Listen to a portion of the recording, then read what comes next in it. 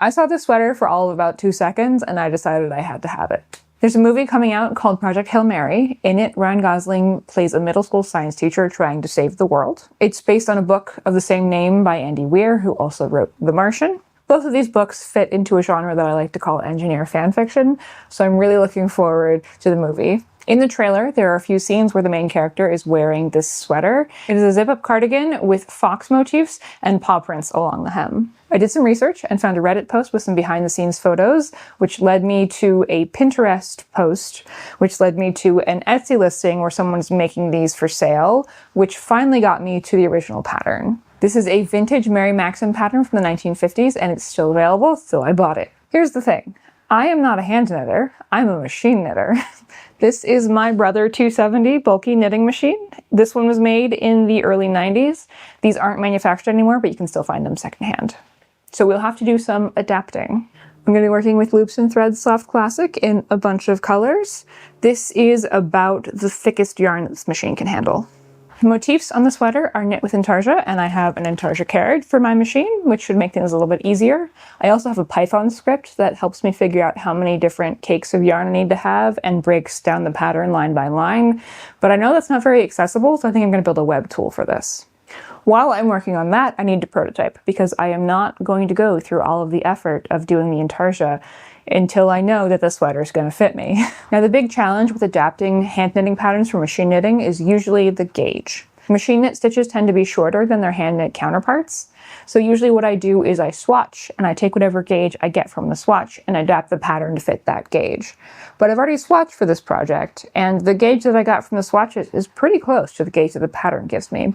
The pattern has 3.5 stitches and 5 rows per inch, and my swatches are 3.5 stitches and 5.5 rows per inch.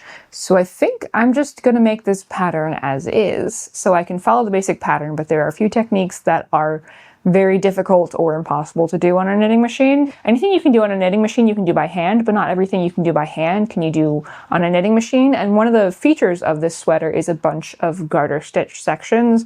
And the real irony of machine knitting is, like, when you're hand knitting, garter stitch is the first thing you learn because it's just knitting on both sides and you don't have to learn how to purl.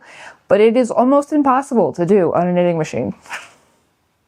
So I'm looking for alternatives for that. This pattern, like most vintage patterns, has a very limited size range, but this is meant to be a men's sweater, so they should all fit me. But I think I'm going to make the biggest size because I want this to be like an oversized, comfy cardigan. All right, let's start with the prototype and make sure that my gauge will actually work for this. This is a grid-based pattern, which I've never seen before, but should be able to figure out. Though, if you've seen any of my other videos, you know that I can't count. I have a degree in math and computer science, but math is the important part. I have never really been able to do basic math like counting or addition, so this is going to be a challenge for me. All right, let's do this. But first, this video is sponsored by Craftsy. Craftsy is your online resource for all things creative. You clicked on this video for one of two reasons. Either you're already interested in fiber arts, or you're here for a book and a movie that I just described as engineer fanfiction. Well, Craftsy has something for all of y'all. Craftsy offers over 2,000 inspiring classes for makers of all skill levels with step-by-step instructions in more than 20 categories like knitting, cooking, sewing, painting, and more. For the fiber arts folks, you can find classes to improve your skills or learn something new. Did you know that Craftsy has more than 10 classes on socks alone, including one that is crochet? For the engineers, I'm also going to recommend knitting. Did you know that modern computing evolved out of textile manufacturing? On Craftsy, you can learn the basics and gain an appreciation for just how much work went into making garments before industrialization. Or if you want to jump ahead, Craftsy has machine knitting classes, though knitting machines were invented in the 1500s, about 300 years before the sewing machine, so you're not jumping ahead very far. When I first got started machine knitting, I found Renee Callahan's class on machine knitting sweater basics very helpful in understanding my machine and figuring out how to make stuff that I could wear. So go to go.craftsy.com/knitfactoryimpl2 to get the first year of Craftsy Premium for only $1.49. This offer is valid for new members only. There's a link in the description. Go check it out. Now on to prototyping. All right, here's the pattern. And this is really all I get, a little bit of written instruction and then just a grid. And each of these squares is one stitch. And I went ahead and labeled where the increases and the decreases are because I can't count and I don't want to have to try to do that while I'm also doing something else. But this starts with, what is it? 3 inches of knit 2, purl 2 ribbing, which I tend to avoid when working on the knitting machine, but I figured for this project I would actually do 2 by 2 ribbing. I have 2 needles on the bottom bed, 2 needles on the top bed in alternating spots, and I've already cast on to waste yarn, but I can't just cast on with this the way that it is, because if we've got 2 empty needles next to each other trying to pick up yarn, they're not going to knit correctly, and I'm not going to get a nice finished hem. So the way to do this is with racking. The bottom bed moves back and forth a little bit. And to get this to work correctly, I need to move over 3 half steps so that we wind up with needles overlapping. My bulky machine moves over by half steps. A lot of the standard gauge ones move over by whole steps, but then they have a half pitch lever. But this is just the way this works. So we go 1, 2, 3.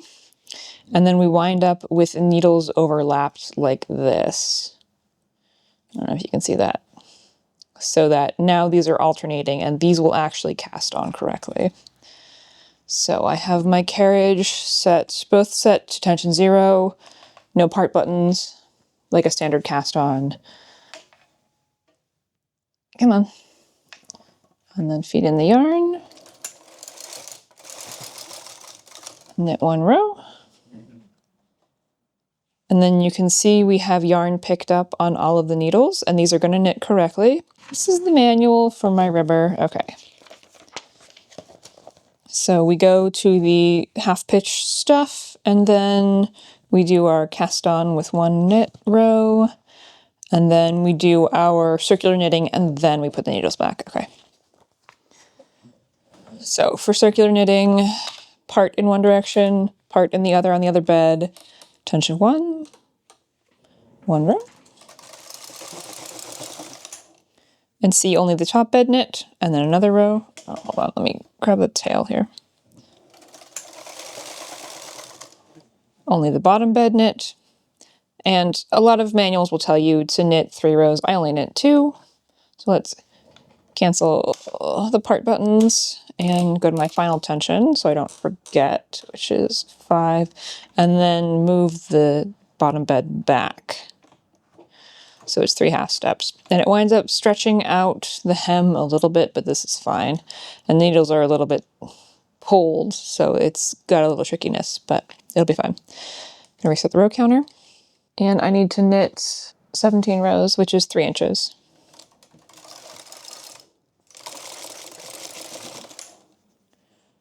There we go. We are cast on and knitting 2 by 2 ribbing.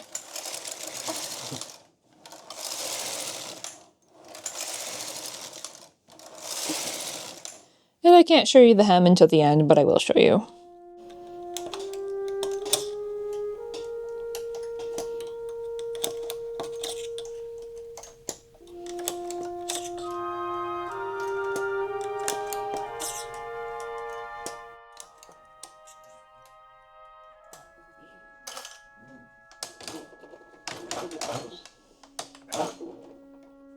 Ta-da, ribbing.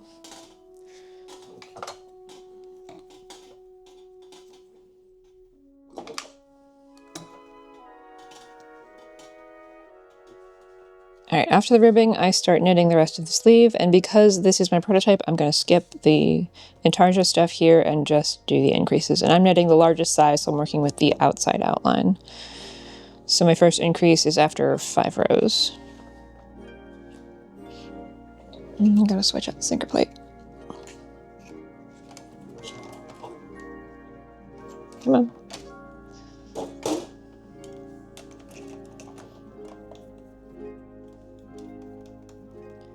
And then I'm at tension 10. Reset the row counter.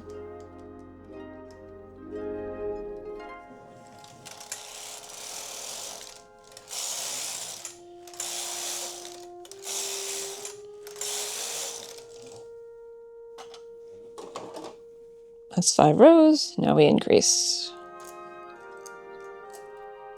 Oh, I've got a loop caught on a gate peg here. Grab a hook tool.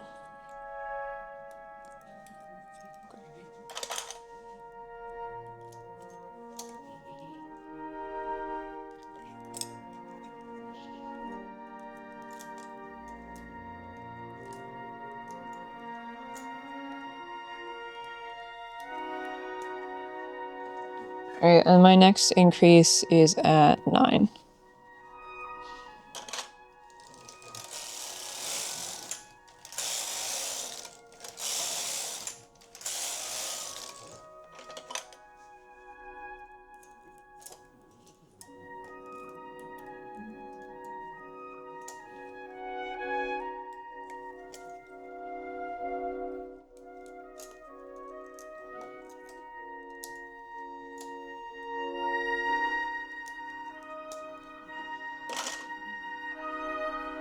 And then this just continues all the way up. I'm not going to bother to film this. You know what this looks like.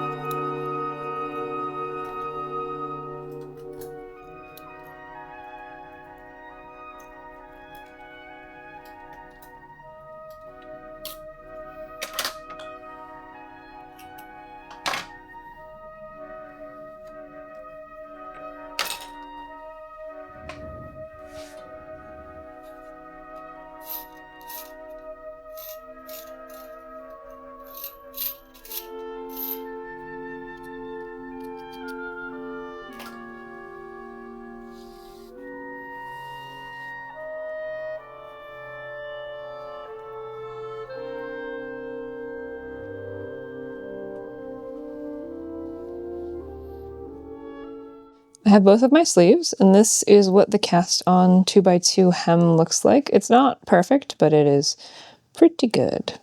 And there are other ways to do 2x2 cast on, 2x2 ribbing cast ons that look a little different, but this is what we're going with here. Okay, now onto the back, which I've already cast on for.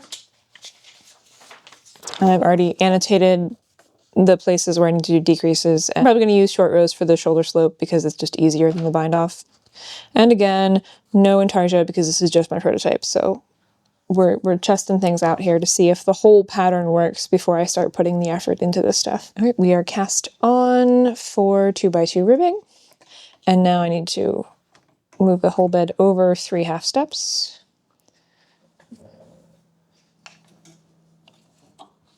Feed my yarn into the carriage.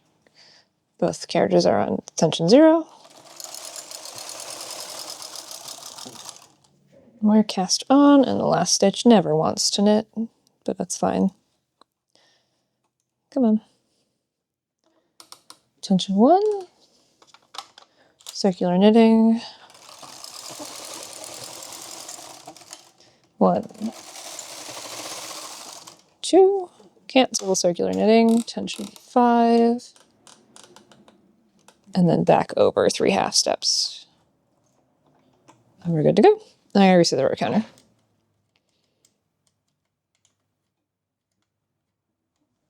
And I'm knitting, again, 17 rows of ribbing.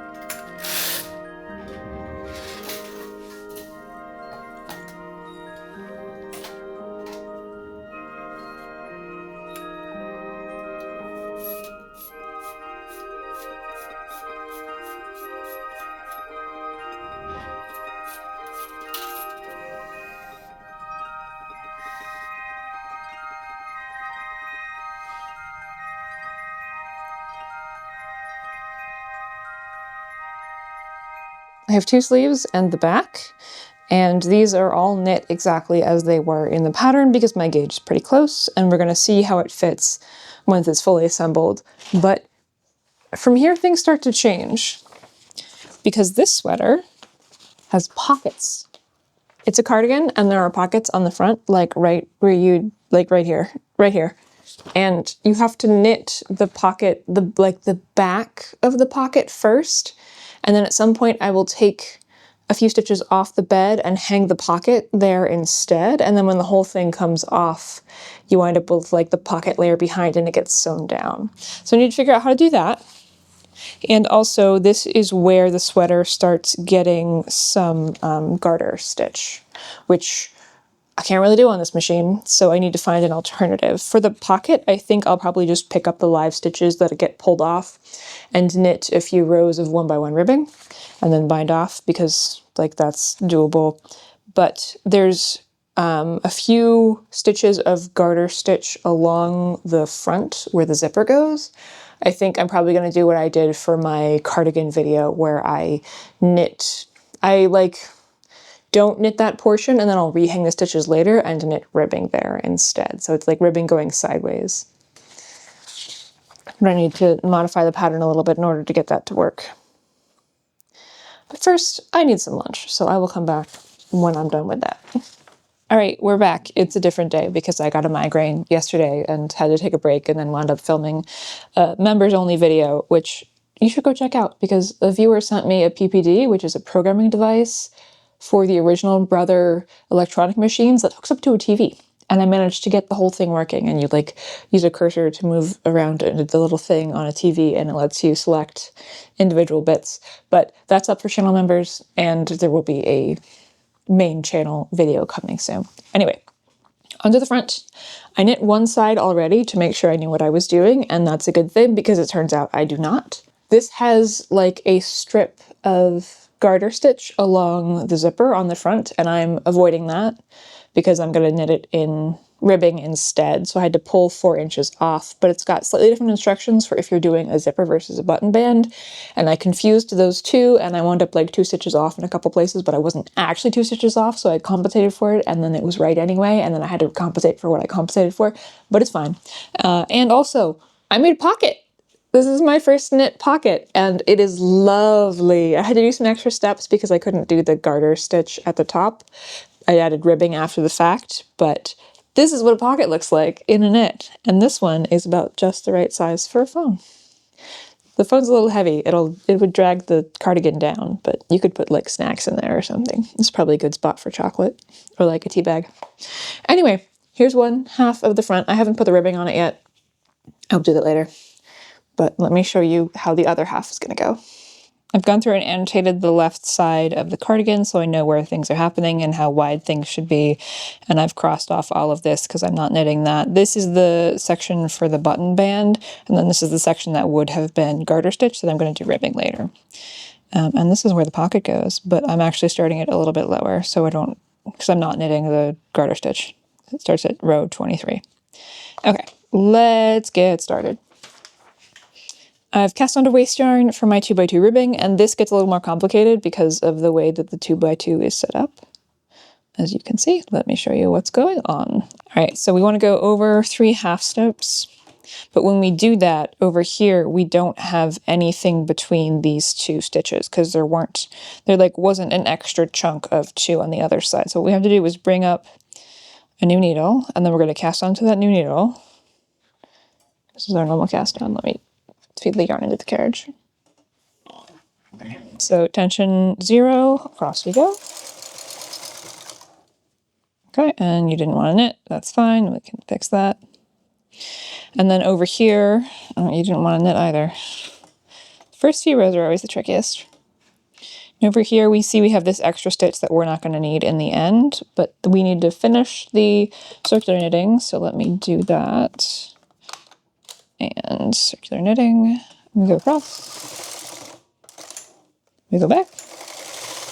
And now with this stitch, it's going to wind up over here because we don't actually need this anymore, but we have to have it so that the cast on works correctly. All right, and now we can move over or 3 half stitches, and we're ready to knit normally. Carriage settings, cancel the circular knitting, and I need 17 rows.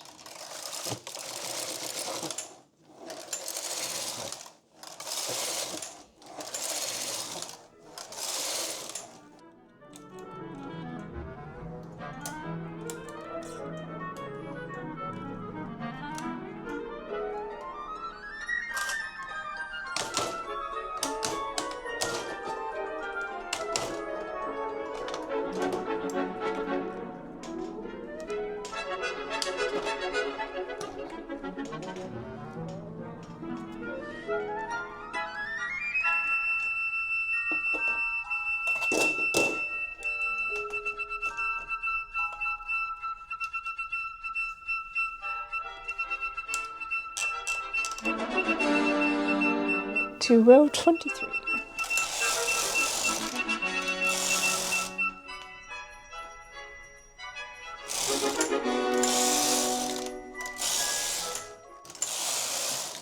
Okay, that's row 23. Now it's in time to install the pocket, and it's 6 stitches over. And this is the section I have already knit for the pocket. So I'm going to pull some stitches off the bed, and then I'm going to hang these stitches, and this is like the inside back of the pocket. So let me pull the stitches off. So 6 over from the left, I remove 18 stitches. And I could do this by knitting a bunch of waste yarn, but instead I'm going to cut a length of waste yarn. Let's call it there. Feed it onto a tapestry needle. And then, let's see, 2, 4, 6, it starts here and it goes 18. So 2, 4, 6, 8, 10, 12, 14, 16, 18. All of these stitches come off. And I'm going to feed them onto the yarn. Oh, don't get lost.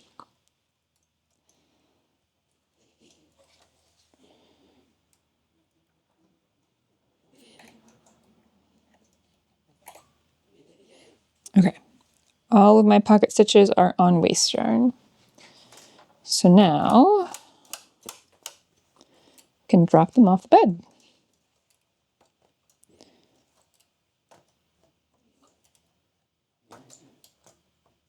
And these aren't going to unravel. We will need to pick them up later anyway. All right, the tension at this point gets really weird. So let me pull some of these weights off. And then these needles need to come forward, and I need a transfer tool. Okay, these are my pocket needles. Let's open the latches.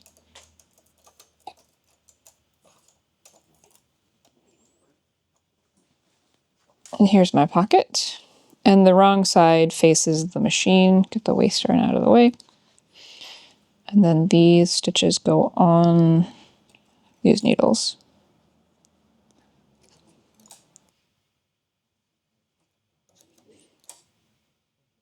I've miscounted. Oh, that's supposed to be over there. Let's try that again. It was off by 1. Story of my life.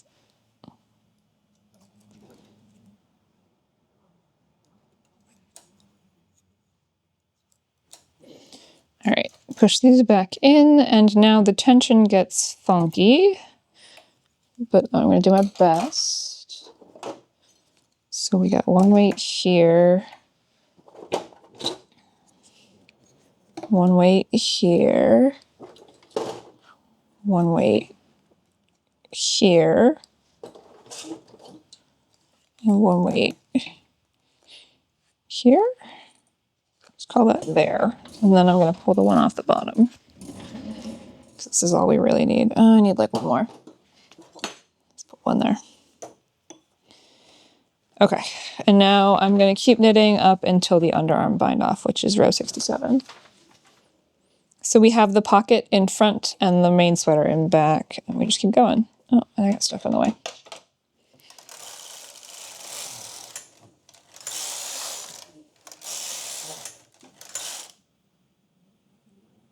No, it'll be on the wrong side if I do that. Crap. Okay.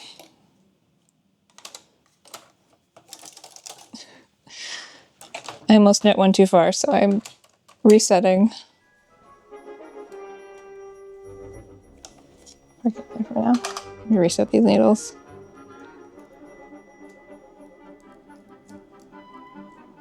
You're good, you're good.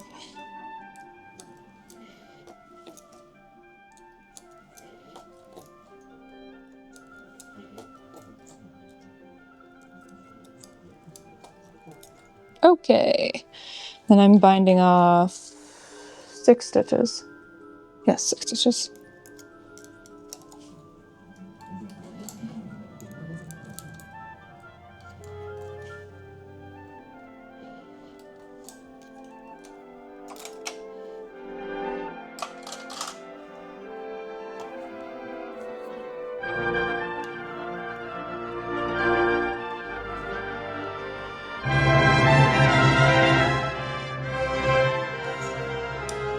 Alright, and then 3 more decreases. Oh, the yarn's stuck on something. There we go.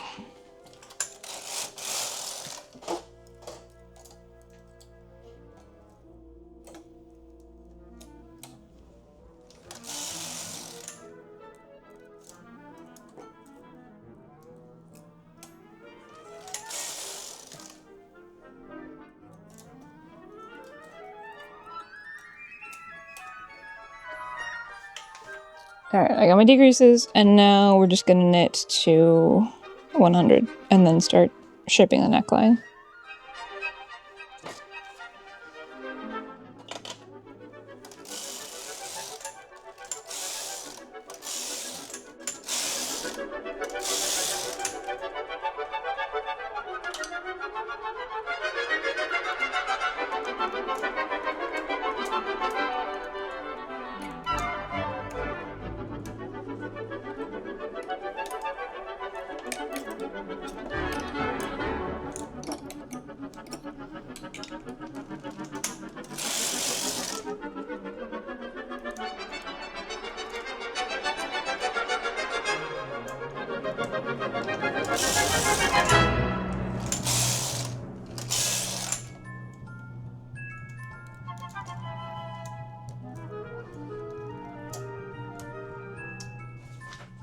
Alright, and then I'm gonna keep knitting until I get to something.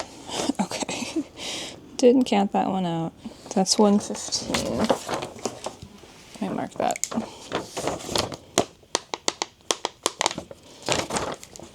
Okay, let's keep going.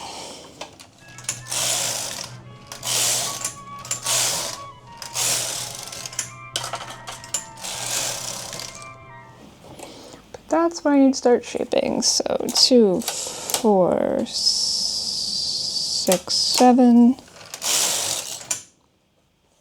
Shape. Shape. 2, 4, 6, 7. Shape. Shape.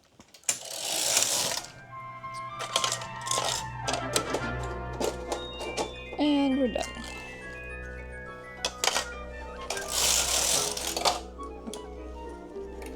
You get bound off.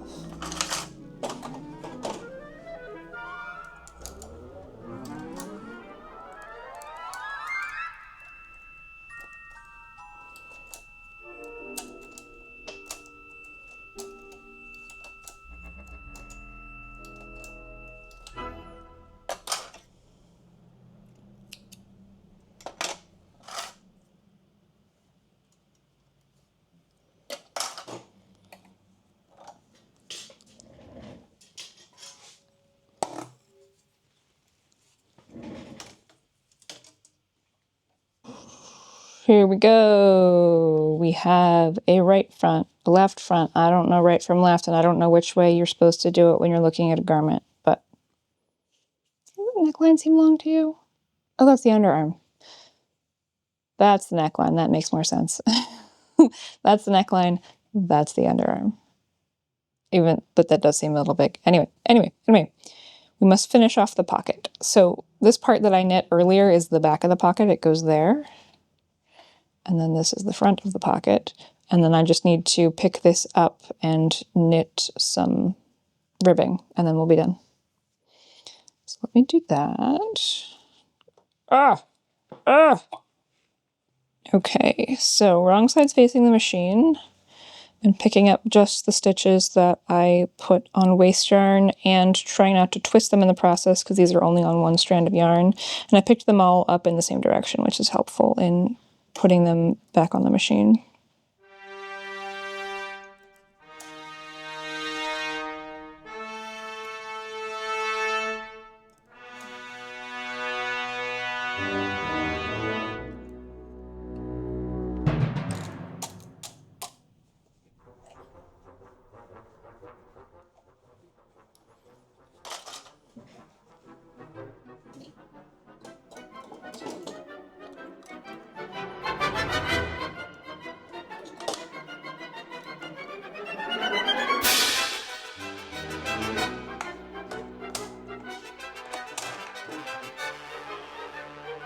I'm doing 1x1 ribbings, so these go to the bottom bed, and let's get all the other needles out of the way so they don't cause problems.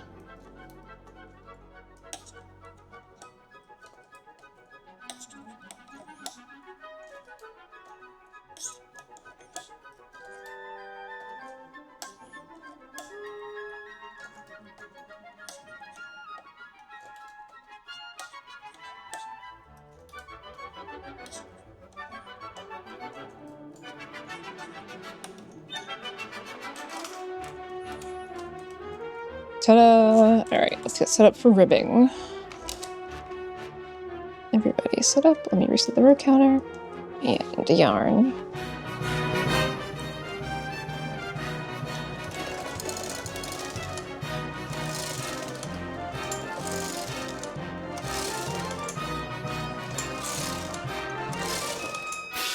Alright, that's it. And then we get a long tail to sew up later.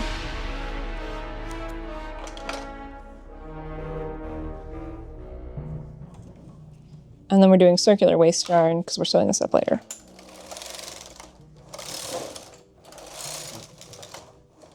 No! Crap. This did not sew circular because I had the settings wrong on the top carriage. Okay. We can unknit.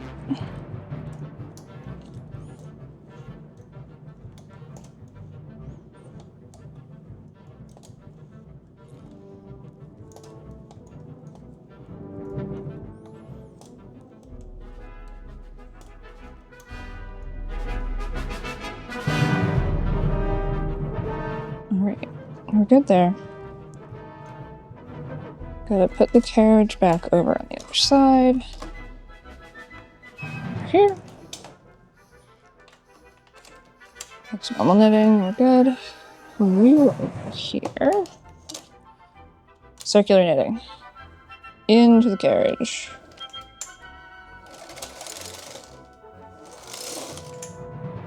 Okay, we're good, we're good, we're good.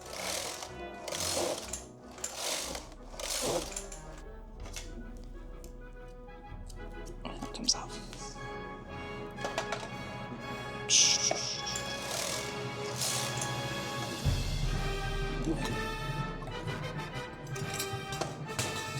And I've dropped the weight on the floor. But this is what we've got. This is what we were knitting, and then if you put the pocket stuff in the right order, this goes here, and this is going to get sewn down, going to bound off and then sewn down, and we will have ribbing for the top of our pocket.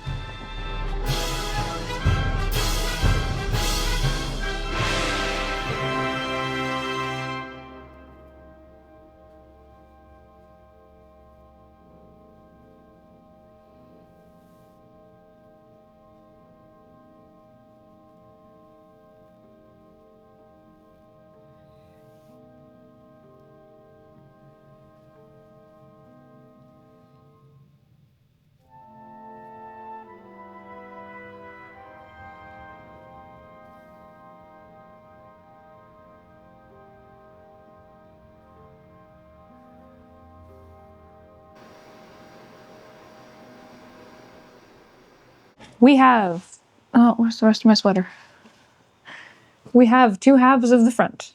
I have assembled the pockets on both sections, And like there were some little things that I'd do better, like get the seams closer to the edges, but I know enough now that I'm comfortable making the final thing with this. But it's time to add a little bit of edging by the zipper, and on the original sweater it is garter stitch, but I'm doing a few rows of ribbing instead, and this is the first half that I've done.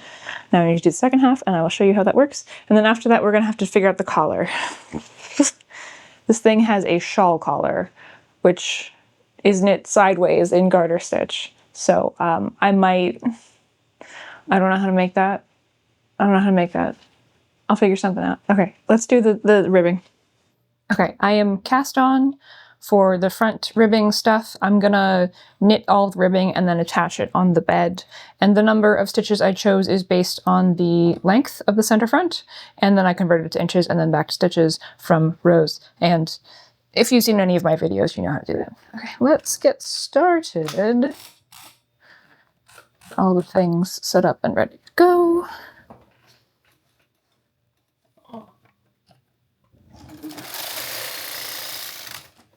We have ribbing, and then we do our 2 rows of circular knitting.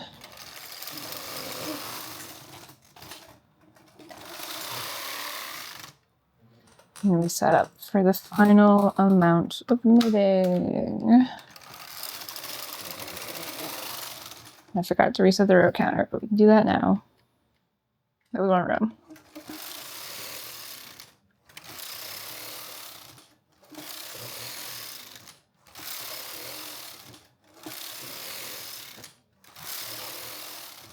Okay, that's all of the knitting. We are going to transfer all these stitches to the main bed and join it on the main bed.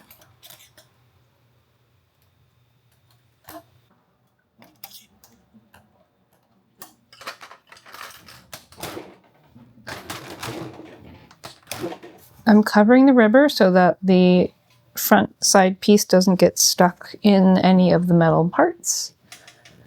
And here is my front side piece, and this is the center front. And I want the right side facing the bed, and I'm just going to hang stitches evenly along here.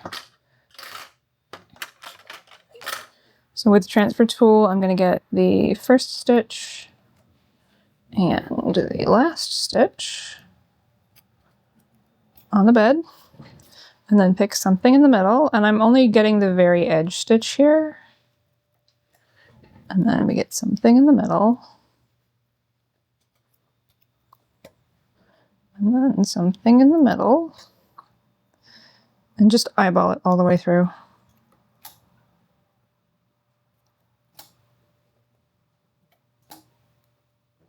Because it's not a one-to-one mapping between rows and stitches on the bed, because stitches are shorter than, rows are shorter than stitches are wide.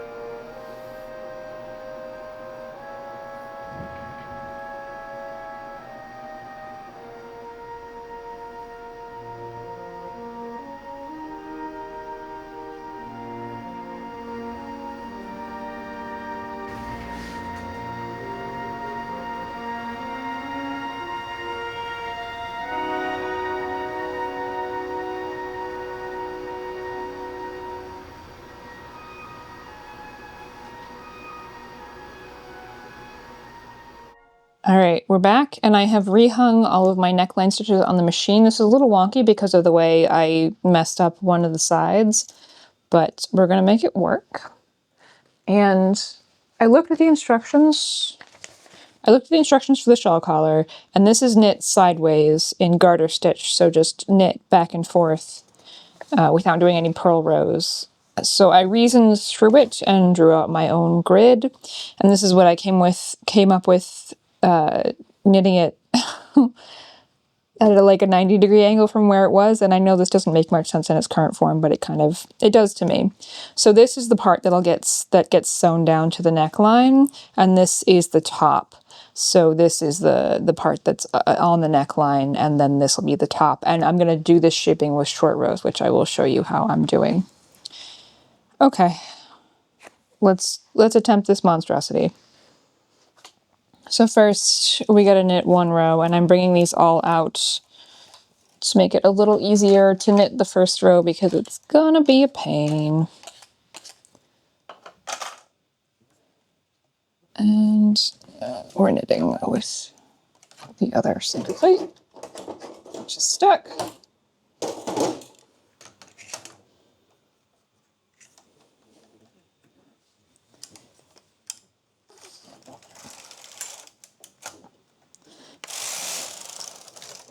All right, we've knit one row, and I just realized I forgot to put weight on this.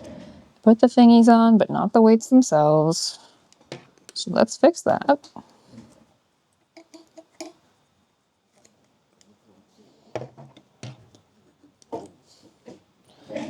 All right, we're set up to go, and now we need to transfer for 1x1 ribbing.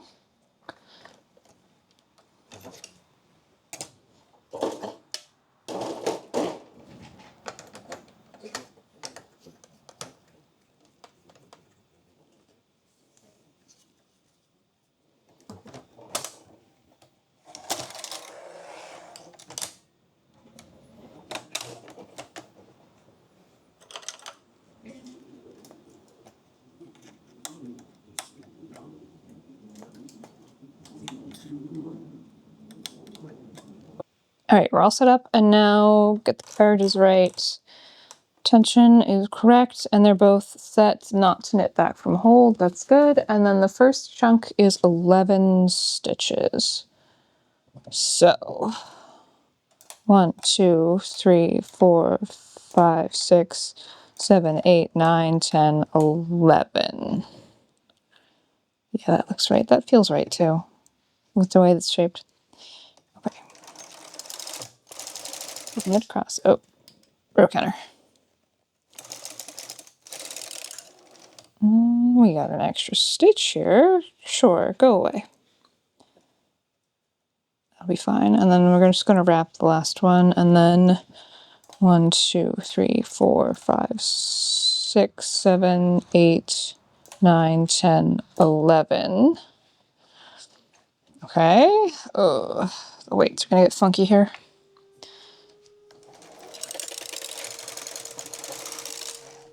I don't know if I have to wrap here, but I'm going to go 2 back and work each row. Okay, that seems to be going well. 2 back and work over here. And this did not want to knit nicely. We got tension issues.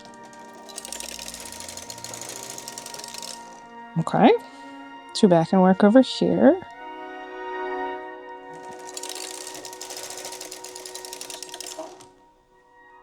And then here. Okay, and the row counter's about where I expect it to be, and I'm just pulling down on the weights under the machine to get this to work a little more nicely. 1, 2. Okay, 1, 2.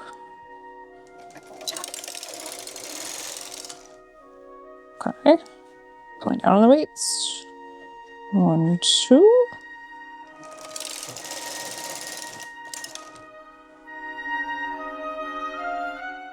One, 2.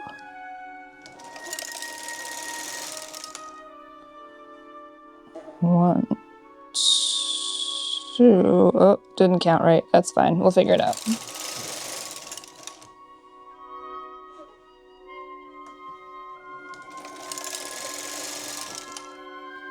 And then that goes in. And that goes in. Okay. That should complete this bottom shaping here, and then we're going to knit some rows, and then we're going to do the top shaping, and then we're going to bind off. That shouldn't be 10, that should be... Let's see, we got to 14. I was expecting this to be about 11 rows, but it wound up 14. So this 5 is probably going to wind up closer to 6 or 7. Let's call it 7. So then 10, 27 minus 7 is 20 minus 14 is 6. So we're going to knit 6 rows in the middle before we start doing the short rows. We must adapt. Let's reset the row counter. 1.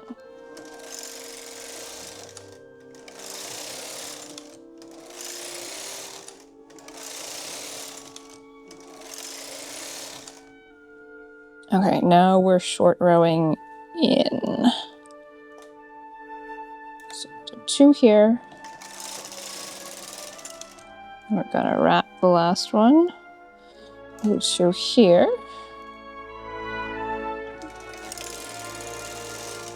And we're gonna wrap the last one. Oh, good there. 2 here. Wrap the last one. 2 here. Wrap the last needle. Okay, we're done with the short rows. So these are all gonna wind up getting knit on the next row. So we'll push them in ever so slightly. Okay, and then these go in.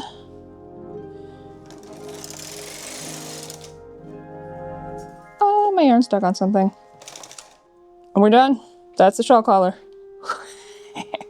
And I've got no idea what it's gonna look like until it comes off the machine. My yarn wound up in a giant tangled mess. Okay. And leave a long tail to sew later. Put that up there. Pull it through.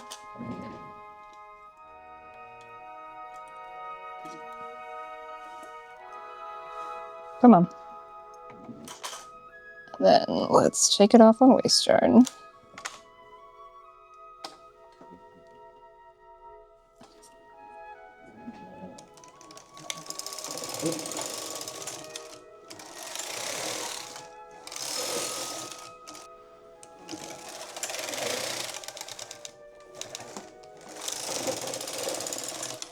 Okay. Let's pull the weights off.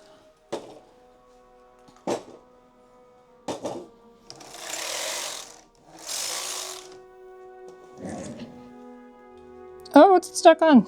Okay, that's just on the machine.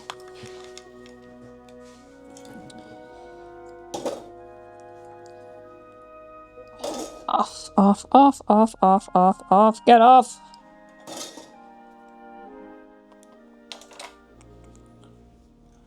There is a shawl collar. So you can see the way that it winds up curving on the bottom because of the short rows, and then also, don't get stuck on that, also a bit on the top because of the short rows there. And then this will get sewn, and then it'll wind up getting folded down and sewn to the front button band. So the whole thing winds up staying folded over. That is the hope, at least. We'll have to finish it and wear it and see how it works. But this is just gonna get my standard sewn bind off, and then we'll try it on.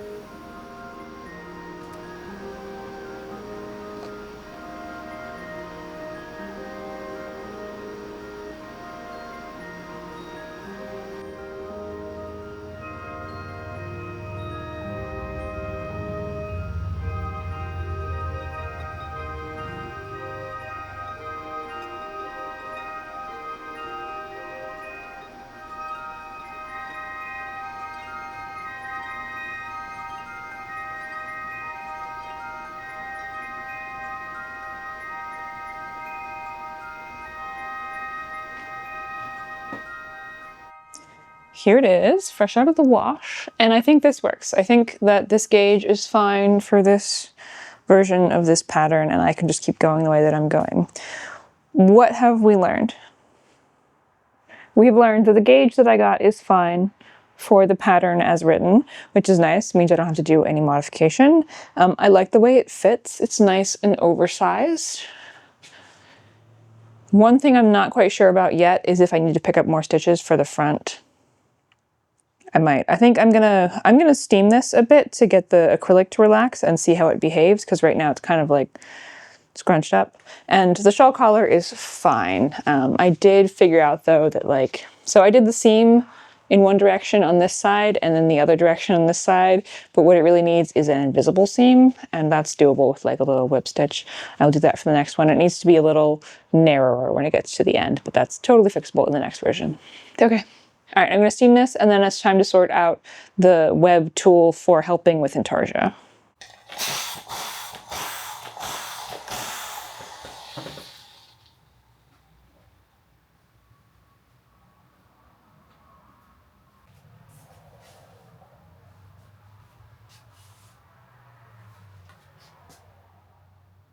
We are back, and I have a tool, and I've been doing some knitting, and let me show you how this all works. So here is a development version of my website, and I have just included this with all of my patterns. I probably need to refactor this and redesign this, make it work better, but it's this tool, and you pick a file, and I've already digitized some of my sweater, and it loads it up, and it tells you, it pre-processes the image and tells you how many cakes of each color you need. Like this one needs 8 cakes of white and 5 of black, and so on. This is just the total number. This is just the largest number of contiguous sections in any given row so that you have enough ends of yarn to do your intarsia. And then it displays the image down here. This is the lovely wolf thing, and there's like a zoom in and a zoom out. And I have markers every 5 rows. On the right is green, on the left is yellow, just like the machine. This is the image I'll be knitting with the paw prints down below, and then it'll step through each row and show you exactly what's there. So you can just look at it one by one, instead of having to figure out like where you are in the pattern and where you are in the rows. And I've got all the needles numbered here, and I've done some knitting, and so far it's going pretty well. So here is my first test swatch, and this went pretty well, except I realized that my my mirroring was wrong. And let me show you.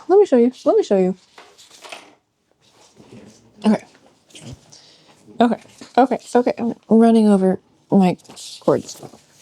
So in the pattern, it's showing you the right side of the garment. And you're meant to be able to figure out, like, while you're knitting, whether you're knitting or purling, how to do this correctly. So when I digitized it this way. But when I'm working on the machine, I see the back side of the garment. So I need to mirror the image, and I've got a flag to do that. And then I knit one sleeve. Oh, where'd my swatch go? Okay, yeah. So the paw prints aren't knit as normal intarsia. They're knit as, I think they call it like ferile intarsia, where you're using the same yarn for the whole set of paw prints. And that leads to some weird long floats, but it'll be easy to like tack them down when I weave the ends in. So I knit a sleeve first. It's got gray paw prints down by the cuff. And there are a few issues with this, but I think I can fix them as I weave in the ends. And like the tension's not great on the edges, but I should be able to fix that on the next swatch. It's not going to be too obvious because it happens like down where the seam is, so it'll be like on the inside of the arm. You're not going to see it much. But I also have a few holes, but those are fixable. There's not quite enough contrast with the gray, but I don't have any other yarn, so we're keeping it. So by the time this video goes out, the tool will be up on my website, but full disclosure, I did vibe code this, which means I used AI to build it. And I am a software engineer. I've been doing this professionally for more than a decade. And in the beginning, I was fairly averse to AI tools because they weren't all that reliable, but they've gotten better. And now I'm like in the process of learning and figuring out how these things work and how they can like make my world a little easier. And I know that people are really against AI because it's going to take some jobs, but it's not taking my job anytime soon. I did not have a good experience building this. It would have been faster to do it by hand. Of course, like, I'm a software engineer, so like I have this skill set already. If you're a beginner, it's probably faster to do it with AI. But it was like having a really frustrating conversation with someone who doesn't really speak the same language as you. Like, not in like an English versus other languages kind of way, but like an engineer to a designer, an engineer to PM. I had to be very specific about how I wanted things to be and correct it in a lot of places. And that was with understanding how the underlying technology works and what it was generating. And I had to tell like explicitly, like, ignore these things, but do these things that I know the browser can do. But in the end, we have a thing and it works and it'll be up on my website. But those are my thoughts and feelings about AI. All right, let's do some knitting. I have cast on for my second sleeve and knit the ribbing already. And now it is time to knit the paw prints here. And we have increases while doing intarsia, which is great. And this set of paw prints is going to be one source of gray yarn, and this set of paw prints is going to be another source of gray yarn. It doesn't make sense to do real intarsia for sections this small. So I have two sources of gray yarn set up. We've got one that's coming from the main cake, and I already have a sinker on it, and I round off a small portion here that I'm holding together with a clothespin, which seems to have worked fairly well for the other sleeve. The ends of the yarn for intarsia need to go through these sinker weights because they're not going through like a tensioning unit. And it's got a bunch of holes here and then one up top. The sinkers for the bulky are big enough that I can just stick a tool through the top hole and then pull the yarn through. All right, we're ready to go. Put that to the side for now. And I'm not going to use the regular carriage for this. So this comes off the bed. Turn the knob to CR, which is carriage release, and off it comes. It's going to live out of the way, off to the side. Oh, I'm getting grease on stuff. And then we have a special carriage for intarsia. And first, what I need to do is I have to move my row counter. So the original row counter for this machine sat somewhere here, but because I modified it to use AYAB, it lost the row counter. So I have this other one here that's just kind of like command stripped Velcroed on. So I have to move it back a little bit so it gets triggered correctly by the intarsia carriage. There we go. Okay, that's good. This is a very, very simple carriage that all it does is bring needles out far enough that I can do intarsia with them. So we put it on the bed over here, and the first pass is just going to bring the needles to the right position. Come on. There it goes. And then I need to unthread the yarn from the tension mast. So let me get that out of the way. And if this were a bigger piece, I'd put a sinker on this yarn, and I'd also pull the ribber off so I can see what I'm doing, but this is only a few rows of pattern. So I'm just going to put my yarn on the ground for now. Okay, so let's reset the row counter. And then I have my paw print pattern loaded up here, and for row 1, it's just plain knitting. So when you're knitting intarsia, you want the long tail, the source that goes down to your cake of yarn, to be away from the carriage. And my yarn's caught in my chair wheels. Tackle that. It is tricky to do this with a rolly chair, but it is doable. Okay, so for my first row, I'm not knitting anything. I'm just going to bring the yarn across the needles, and they kind of just sit in the hooks here. The hooks are out past the latches, and then I run the carriage across. And that's it. And you always want the long tail of the yarn, the part that's connected to your cake down on the floor, to be facing away from the carriage. So go back over here, we advance to the next row, there's still nothing, so we're just going to knit plain. And then we advance to the next row, and we still have nothing, so we knit plain. I did this on purpose so it matches up with the chart, but you don't have to. Next row, nothing again.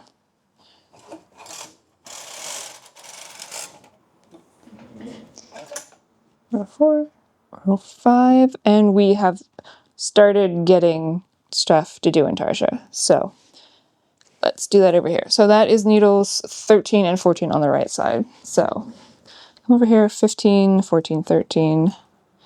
So up through 15.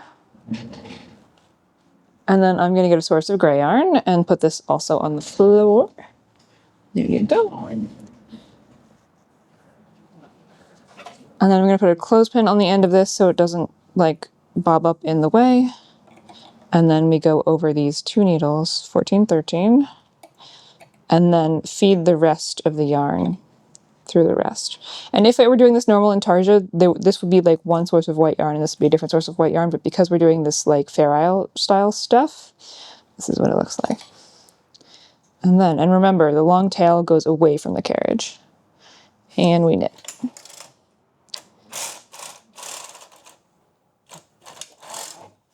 Ta-da! And then, next row. We have 2 sections, 16 and then 6 and 7. So 5. Then I'm bringing the yarn over. This creates kind of a long float, but 6 and 7. And then we always want to overlap the yarns. And then up through 15. And then we have 16. And then to the end. And then we advance over here. And we keep getting more and more bits of paw print, as you can see, as it travels up the chart. So,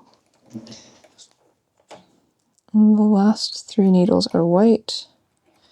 And then we have 3 of gray through 15. And then 14 is white. And then 12 and 13 are gray. And then 10 and 11 are white. Come on. And then 9 is gray. And then nothing until 7, 8 on the other side. 10, 9, 8, 7, 5, 6. Through here. Come on, come on. And then I need another source of gray yarn because this is too long a float for me to tolerate. There's my next gray yarn in the little tiny clothespin situation.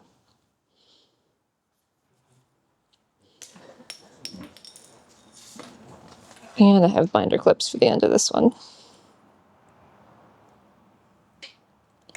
And it's just 2 stitches and then we go all the way to the end.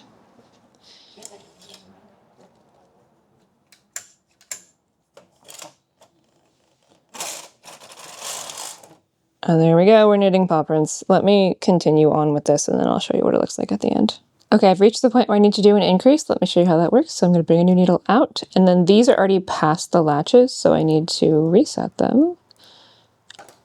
And then move over one. And then pick up a purl bump from 1 needle over. Come on, come on.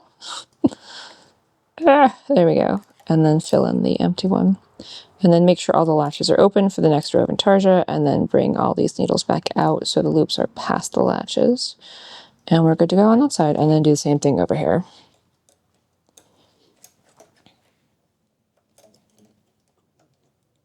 Move everybody over, come on. And then pick up a purl bump. And then out past the latches and make sure all these latches are open. And then we set up the next row. 16 of 15.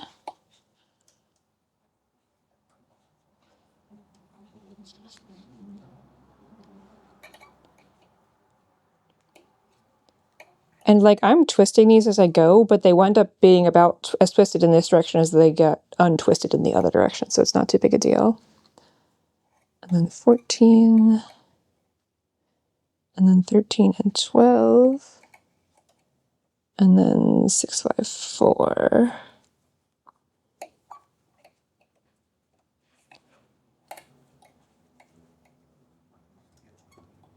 And then we have 5, 6. Come on.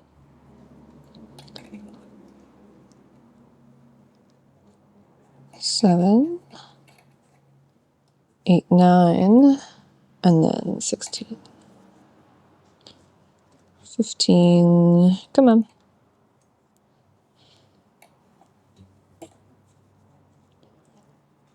16, trying to get these split, and then to the end. All right, and then we move the carriage across. Try not to get anything stuck on anything.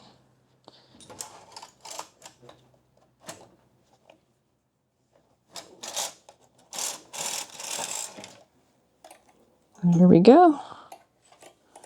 Next row. Here we go.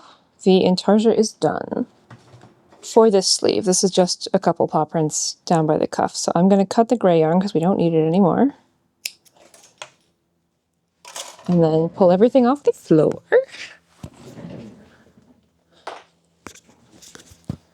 There we go. This yarn needs to be threaded back into the tension mast because I'm going to knit the rest of the sleeve with regular tools and not special stuff. Okay, we are rethreaded. And then this carriage can just come off the bed. It's got a release on the back. There we go. Regular carriage goes back. Knob goes to N, and I have to move my row counter back into the correct place to be tripped by the regular carriage. And let's just change the tension while I'm here. I was at 10, and we need the regular sinker plate, not the one forever.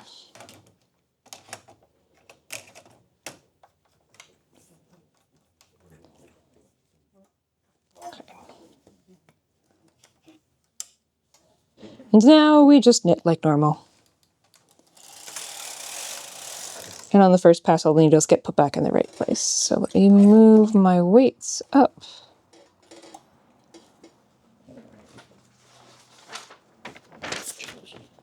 And I'm about here in the chart. The rest of the sleeve is knit normally. So I'll come back when that's done. Oh, wait, first. I am going back through Project Hail Mary. I am right at the point where they're talking about the first instance of the betrothal line. So we'll see how long this takes me.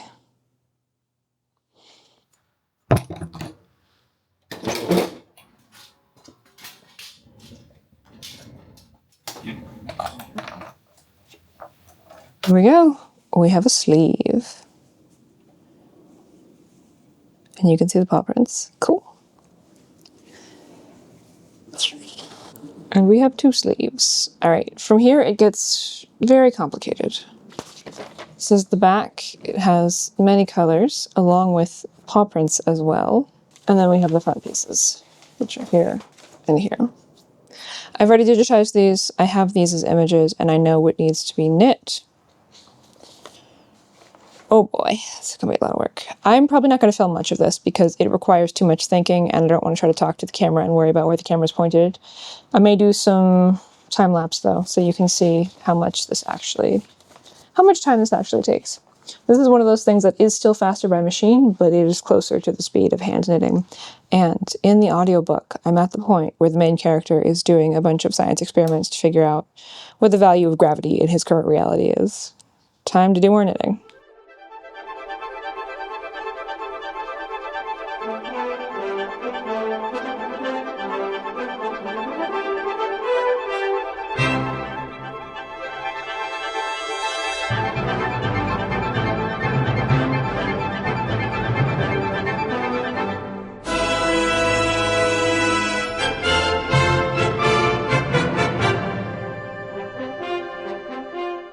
I have finished the paw prints on the back, and it took about half an hour, and the yarns got significantly more tangled than I thought they would.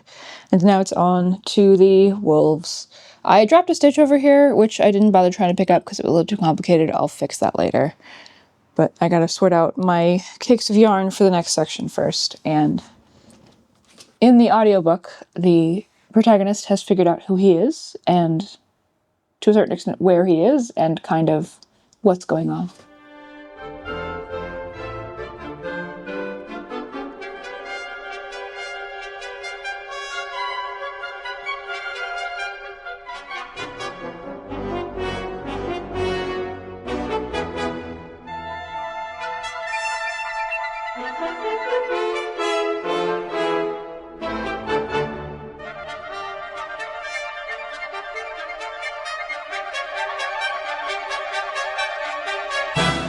Here we are, I'd say about halfway through the chart, but I need to take a break and get some dinner. In the audiobook, the main character is currently running experiments on Earth, so no spoilers there. I'm just gonna pull the weights off of this while I leave it alone, because if anything bad happens, if there are fewer weights on the work, it's less likely to unravel. So we're doing that, and then I will come back later. We are back. I managed to get a little more work done last night, and I'm getting close to where the underarm bind-off happens. But I cut some corners, and it's causing problems. So first, I'm doing kind of an intarsia style thing in some places, and that means I'm going to wind up with gaps here that I'll probably have to close with extra yarn when I'm weaving in ends. Not the end of the world, but I didn't realize how much of an issue it was going to be. And then over here, this mess. So in the time lapse, you'll see me stopping every once in a while to untangle the yarns down here, because you don't always get the same number of crossovers going one way as you get the other way. But I didn't wind off enough case. So I wound up pulling both from the center and from the outside for a different source of yarn for various places. And that means I can't actually untangle this because both ends are connected to a cake and I can't just like feed the cake through and get things fixed. So I have this giant mess up here, but it should get a little better soon as we get into the rest of the wolf's body. And it's mostly just brown and not so much white, and I can cut some of these lines off and then untangle some of this mess. But for now, I can feed it mostly. And also, all of me hurts. I think I spent like 4 to 6 hours on this yesterday, and my posture's not the best. Like, it's pretty good because I had about a decade of music teachers yelling at me, so like at least my back is in good shape, but like the big muscles where my body hinges are in pain. I took some Tylenol, I'll be fine. So let's keep going with this. Oh, and I realized that like, I'm updating you on where I am in the story and trying not to give any spoilers as I go, but this story is told out of order. So, like, chronologically, it doesn't really make much sense. And I assume that the movie will be out of order as well, because it doesn't really make sense for the story to tell it in order because of the thing that happens. But I will continue to provide updates with no spoilers. Let me get back to making the sweater.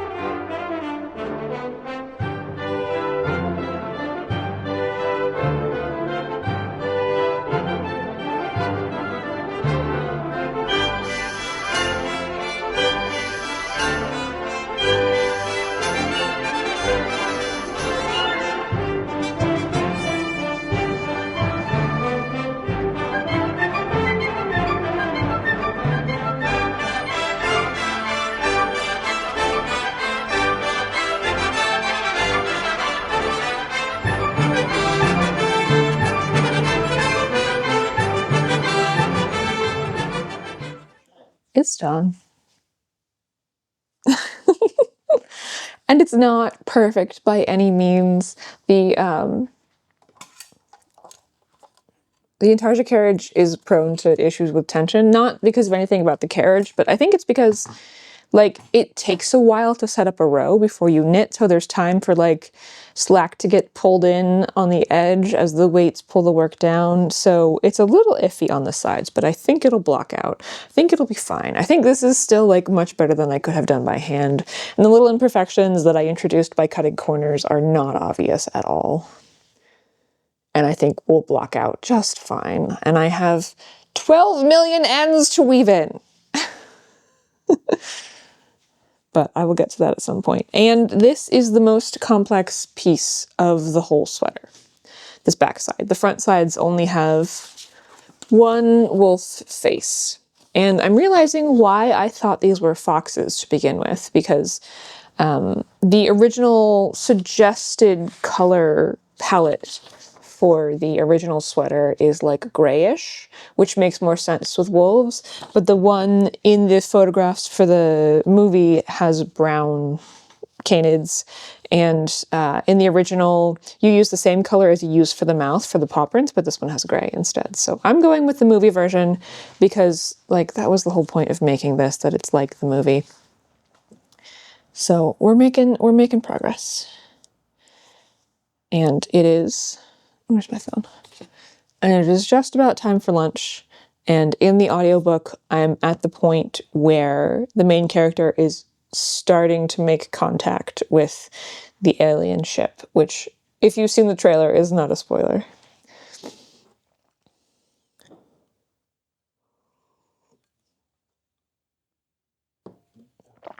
All right, I'm gonna go get some lunch and then we'll start on the front. I wasn't planning to film today. I was just going to work on one of the halves of the front and then show you the second half of the front after I'd done the first. But something interesting happened, so I figure I'd talk about it. So I got all the way up to here, to the underarm bind-off on the side that I was working on, only to realize that the digital pattern that I created of this wolf motif was 10 rows off. It was 10 rows too high. I had added 10 extra rows in the middle section here between the paw prints and where the wolf started. I can't count. I can't do basic math. Which is part of the reason that I machine knit, because like the bed is labeled, it's numbered, and then the row counter helps you count up and down. So I went back and I fixed the original digital pattern, and in the moment when I realized this, I was like, so done. And I just dropped the whole thing off the bed and cut the ends, not realizing that like I could have just undone my underarm bind off and then kept knitting until I reached the end of the wolf motif and then done it like 10 rows higher and then performed some sweater surgery down here, because it actually didn't interact with the pocket band at all. It was between the pocket band and the wolf that I had problems, so I could have easily like removed that section in the middle. Didn't occur to me at the time. I was hungry, I needed lunch, and I was frustrated with the whole thing, so I just dropped it off the bed and I'm like, I'll start this over and do it later. But I've decided not to do that. I've decided to salvage what I have, and let me show you what I've got. I put it back on the machine. Oh, and you can't tell what's going on because of the weights. Hold on, there's what it does.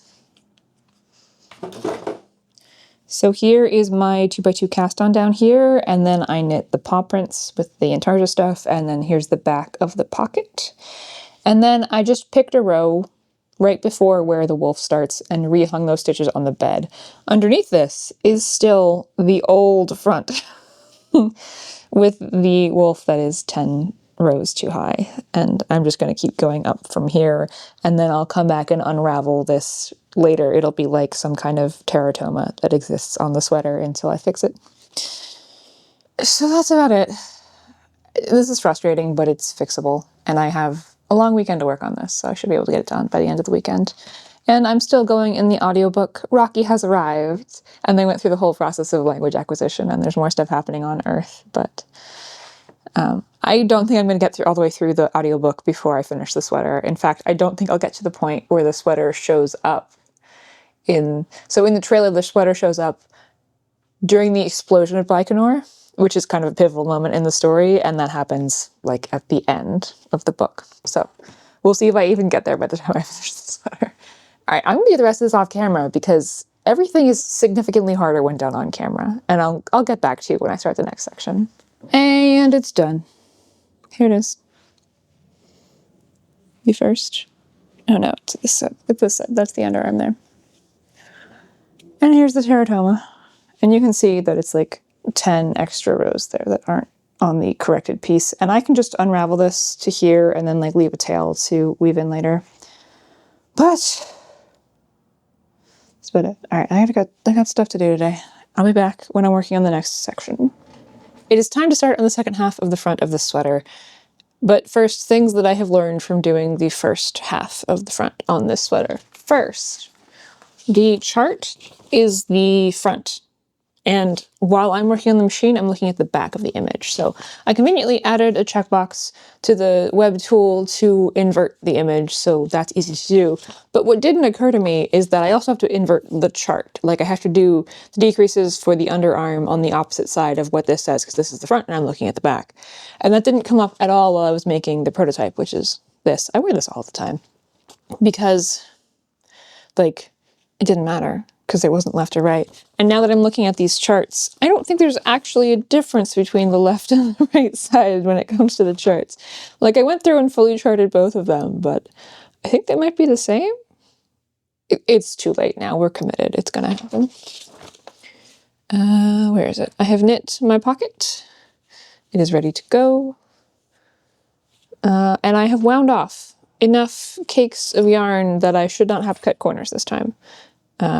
At all, because it really becomes unmanageable when I cut corners and wind up using both ends of a skein. It's just bad. Bad news. I also know for sure I do not have enough sinkers. These guys, these are weights that are supposed to be fed onto the yarn before they go into the intarsia. I could go on the internet and purchase some more, but I can also just hold the yarns and let them slowly feed through my hand as I do the nitty-nitty. And I think I figured out some of my tension issues. So I believe when I was working on the back panel, I was using way too much weight. So I'm using a lot less now, and it's still knitting fine, and I have fewer tension issues on the sides, so we're in better shape. These big pieces are always a massive undertaking, but I do them to entertain the internet and also to get some interesting sweaters out of it. All right, let's do some knitting.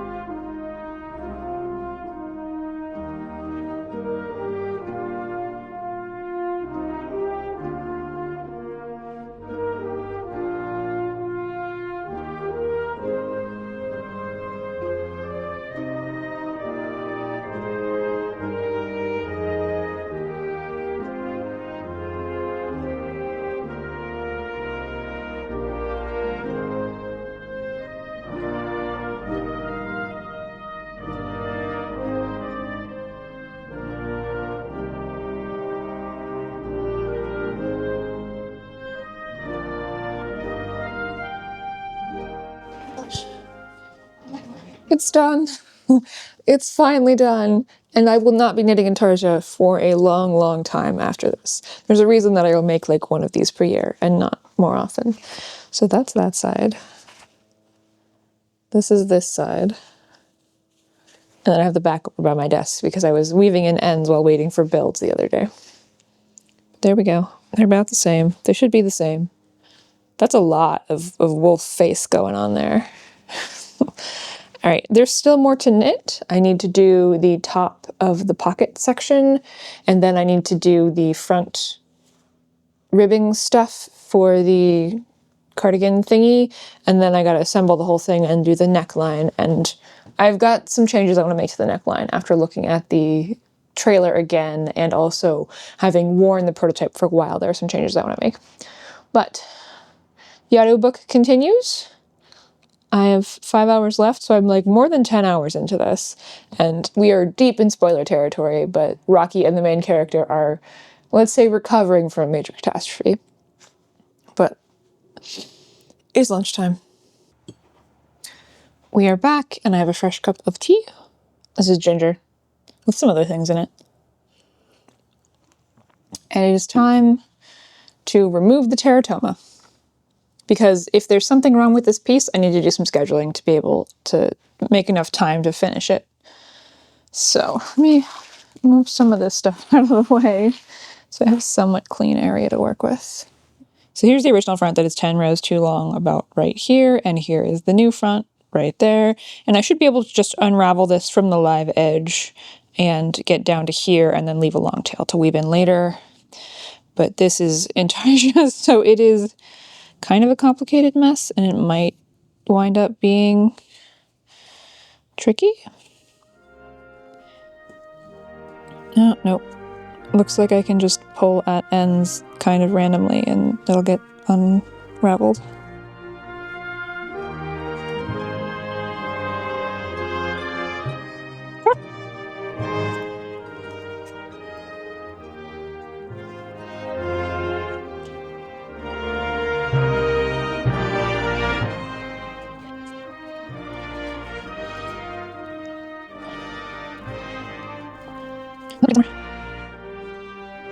Hey, that's not running.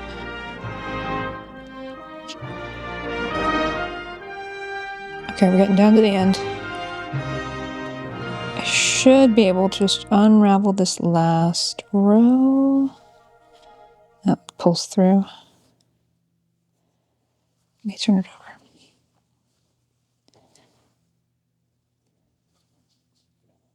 And there we go. Haha! Here we go. There's the front. And then I just have this here that needs to be woven in later.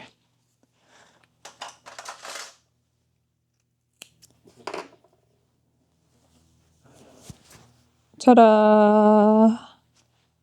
All right, we're unraveled, and this goes here. And this goes here. And I have two that match, and they aren't both the same size, which would have been devastating with how much work goes into this. And the wolves are about at the same place in the sweater, and they're both the same length. Okay, we're good. We're good. Doesn't need to be redone. And now I have this massive pile of scraps, and I probably could rewind some of this, but it's going in the bucket. I am holding on to all of my scraps because I am using them up for a different project that I haven't talked about yet, but sneak peek.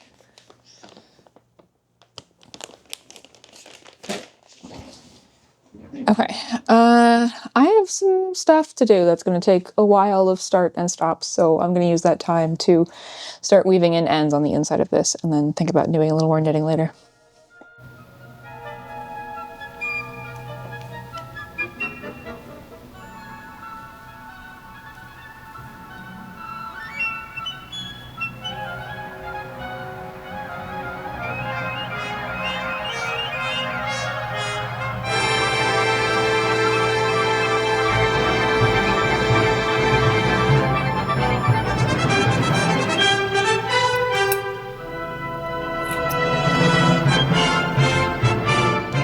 We're back.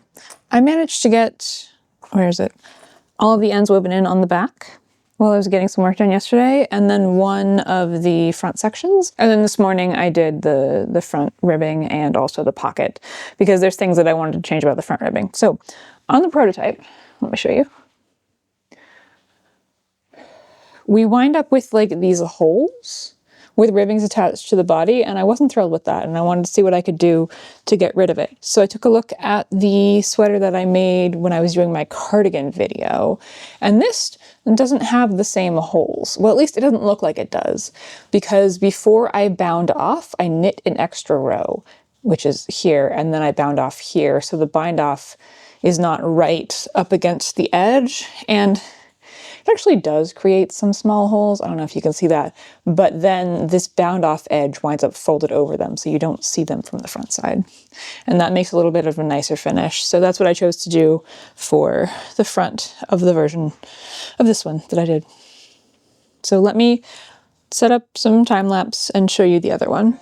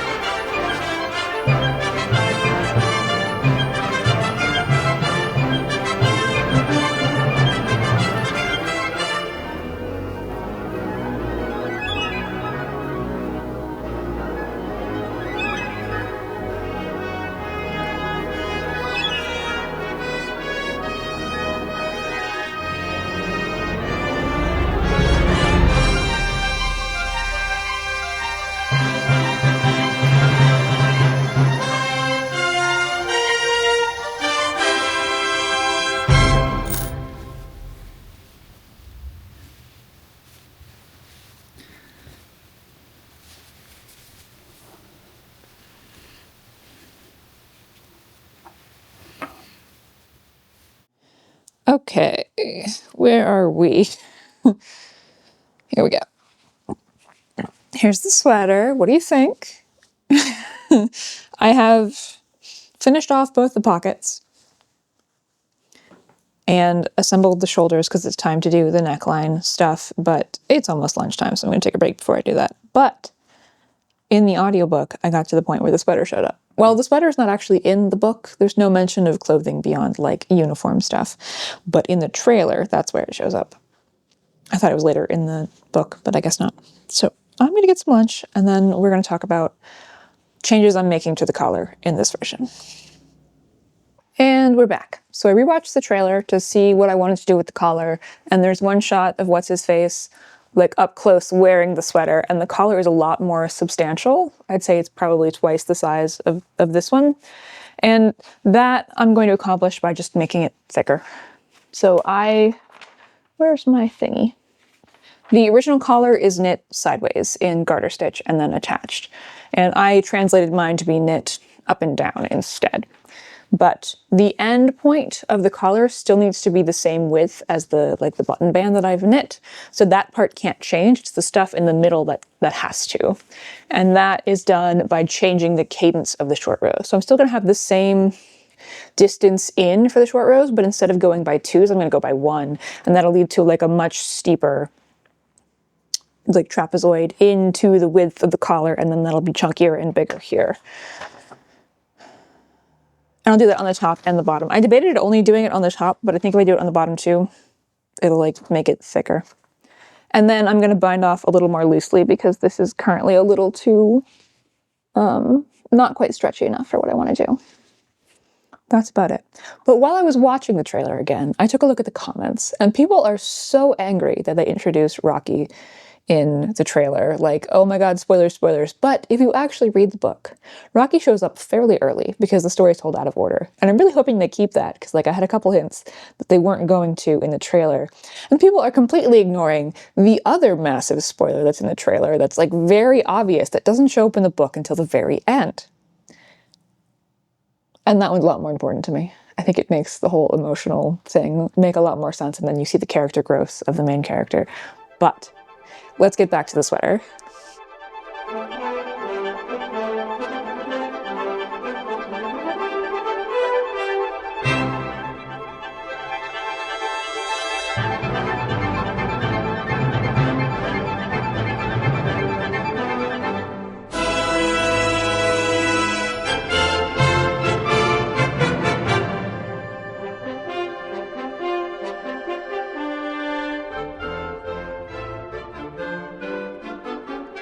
Okay, here we go. It is ridiculous for a collar, but let's see how it looks once it's on. And this is just an approximation. Oh, I'm dropping tools. This is just an approximation because the cast off edge is not going to stretch as much as it would when it's bound off because of the waist yarn is not ribbing. And then this will get connected here, and that will get connected there. And that is a lot closer to what we saw in the trailer. All right, I'm gonna bind this off, and then I'm leaving the waist yarn on for now, at least to the back of the neckline, in case I don't like it and I want to undo it, but I'm gonna bind off and see how it looks without the waist yarn on it.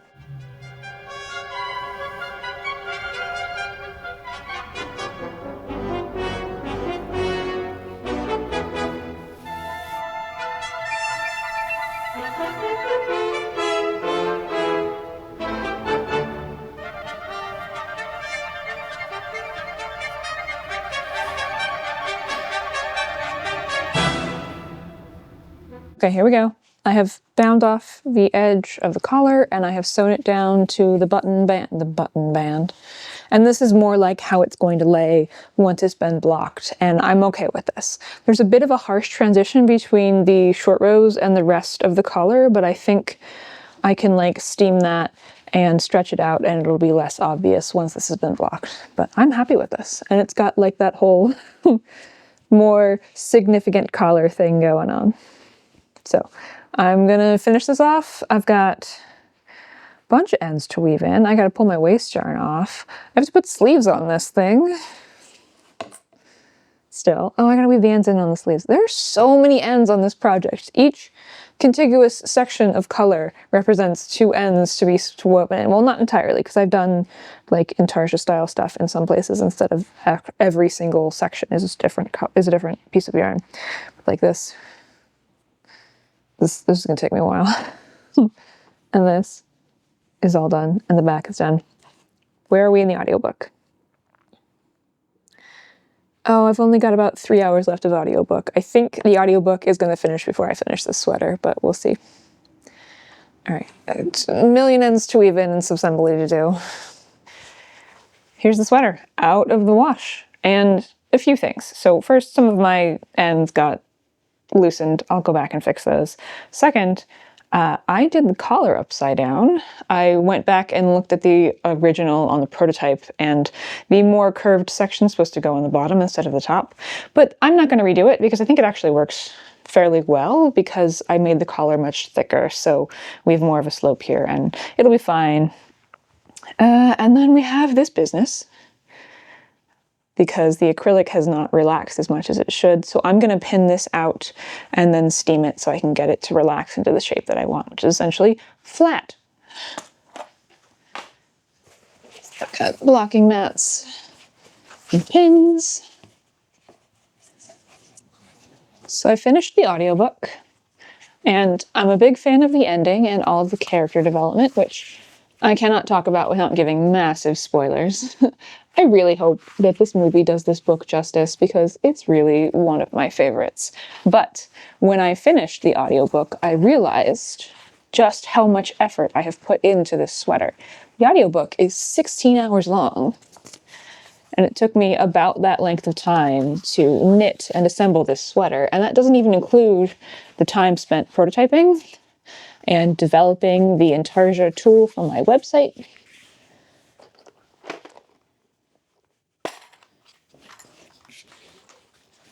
This is the longest I have spent on a project like this. And it's not like my videos are super popular. These videos get like a few thousand views. So it's not like I'm making a lot of money off of this. So why do I do this? I do it because I enjoy it.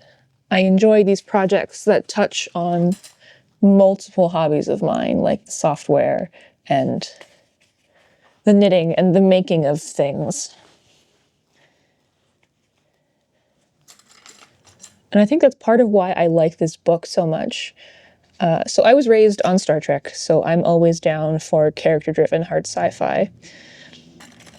But I appreciate the amount of work that went into this book. Like, yes, there's some hand-waving.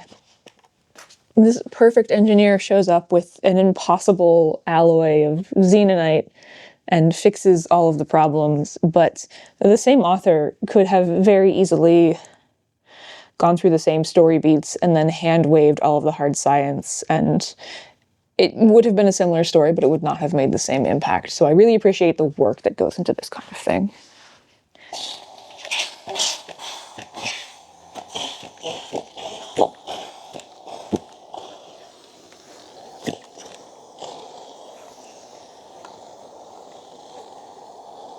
So I made the sweater, and it was a challenge.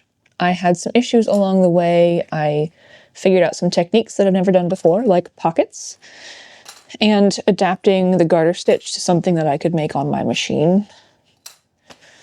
And I enjoyed the process. But I've got another reason for making this. Something a lot more selfish, let's say. I want to go to the premiere. I live in California, but I live in Northern California. I don't know any movie industry people. I don't know how these things are done. But I figure by making some noise on the internet, I can get someone's attention. So if anyone has any suggestions for how to get attention from the right people to get an invite to a premiere, I don't need to talk to celebrities. I would just like to see the movie early. but I don't know how to make that happen.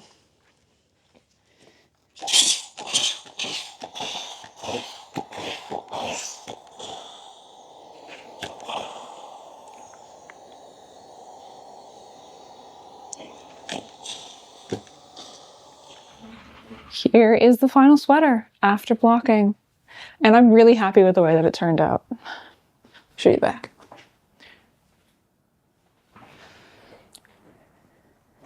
This was certainly a challenge and so much work. I am going to put the intarsia carriage away and not pick it back up again until next year. But it was still faster than doing this by hand. Though it was kind of surprising for me to see that I could just knit a hand knitting pattern as written on this machine with the yarn that I had. Usually there's a lot of adapting involved because the gauges are different and you can't really change them too much on the machine the way you could by hand. So there are links to everything in the description if you want to try to make this for yourself. I'm always looking for new projects to work on, and I enjoy adapting hand knitting patterns. It's a fun challenge. So if there's anything else you want me to take a look at, let me know in the comments. And I really liked this book, but it's hard to find this kind of character-driven hard sci-fi. So if you have any suggestions for other books that I might like, please leave them in the comments. And everyone suggests the Bobiverse, and I read the first one and I did not enjoy it, so something other than that, please. The intarsia tool will be up on my website by the time this video comes out, so you can go check that out. My website's free and there's a bunch of other machine knitting patterns there if you want to go check them out. If you're new to machine knitting and you want to learn more, I have a bunch of tutorials on this YouTube channel and a buying guide if you're looking to purchase your first one. So I will link those in the description. This was kind of the biggest project I've ever done on this YouTube channel, and maybe ever on a knitting machine, with all of the prototyping and the work that went into getting this done. And I posted a video for channel members about how I'm approaching YouTube and what I want to get out of YouTube and how my upload schedule is changing because of that. So if you're interested in why this happened, go check that out. But I want to say thank you to channel members who make videos like this possible and who support everything that I'm doing here. A lot of this wouldn't be possible without y'all. All channel members get early access to new videos, and channel members at the mid-tier and higher get access to members-only videos, like the one I was talking about earlier with the PPD that uses your TV as an output screen, like the one I just mentioned about how I'm changing my upload schedule. And there's also a knit-along going on right now that just started when this video was published. So go check that out. You're probably not too late to catch up.